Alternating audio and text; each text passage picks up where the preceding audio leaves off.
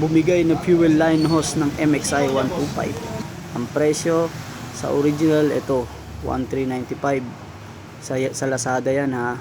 Ito lang gagawin natin, basic natin ng madalian. Napakamura, budget friendly. Ito lang yan paro. Bumili ka lang ng fuel hose dun sa auto supply. Ayan o, ayan na yung sukat par.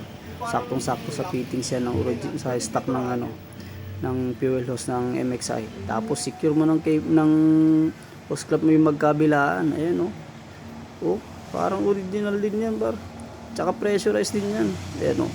Binili ko dyan 2 ruler. Pwede na, mahaba pa nga konti eh. Hindi ko na binawasan para hindi natatama dun sa ano, sa mga bakal-bakal na iba. Tas secure mo na lang na hindi siya maglalaro, hindi siya ganong maglalaro. Ako siyempre paro, testing natin. Ayan na, umandar, di ba? Walang tagas yan, par. Ayan o, kahit anong gawin mo dyan, nakatipid ka dyan. Magkano lang yung fuel hose na yan? Wala pang 100 yan. Post clamp, gagas ka lang ng 150 kaysa sa 1.3, di ba? Tipid.